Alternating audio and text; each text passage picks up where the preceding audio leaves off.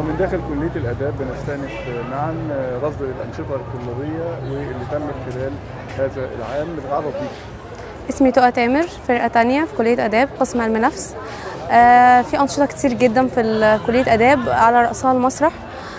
كلية آداب مترأسة جدا في المركز الأول على مستوى المسرح، يعني خدنا في توتو كيلا مركز أول على مستوى الجامعة، وبعدها ثورة العبيد خدنا مركز أول في كله، ملابس وديكور، 12 جائزة فردية للطلاب. بعدها المسرح دايما بيتقسم بنتدرب كل يوم، بيوفروا لنا كل الوقت اللي مسموح بيه ان احنا نتدرب فيه، وبيجي لنا ناس قديمه في المسرح تعلمنا وتدربنا ازاي نطلع على خشبه وازاي نتعلم التمثيل وازاي كل حاجه بيوفرها الكليه. بعد كده بننتقل للمرسم.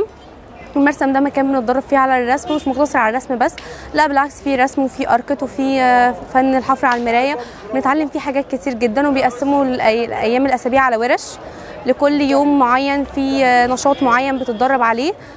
اركت مثلا يوم، تاني يوم فن رسم، الرسم بجميع انواعه، الزيت، الحبر، الرصاص، الفحم، حاجات كتير. بعدها الجواله. الجواله بتعمل معسكرات كتيره جدا، وكنا واخدين مركز اول على مستوى الجامعه السنه اللي فاتت في الجواله، وخدنا مركز اول على الفنون التشكيليه في جامعه اداب، برضو كليه اداب جامعه المنوفيه. الجواله بنعمل معسكرات كويسه جدا، وبتدرب وورش تدريبيه برضو، بتعلم ازاي بتعمل حالات استكشافيه. ازاي بقى الاداره هنا في الكليه بتساعدكم كشباب عشان تاخدوا مراكز؟ بيوفروا لنا الوقت والمجهود والدعم المعنوي والدعم المادي، المساندات في كل حاجه. لو حد لجأ لهم ان احنا مثلا حاسس بضغط، بيوفروا حاجات كتير.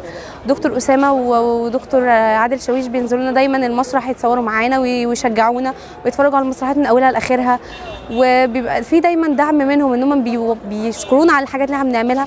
وبالعكس، الطالب من ان انت بتشترك في نشاط جنب الكليه بيوفر لك اللي هو ما فيش روتين دايما في المذاكره والمذاكره وكل حاجه والشتات والكلام ده، لا، في انشطه جنب الكليه زي ترفيهي، وفي نفس الوقت بتخرج من اللود المذاكره وكل حاجه. انت في المستقبل بعد الانشطه دي ناوي تستخدمي حاجه منها في المستقبل القادم؟ ايوه، فن الاركت انا بدات اتعلم فيه، فن كويس جدا، فن استخدام قطع الابلكاش ان انت تعمل منها مجسمات والكلام ده. فده انا ناويه ان انا اكمل فيه بعد الكليه كفن او هوايه جنب تدريسي او الحاجات اللي هشتغل فيها بعد كده.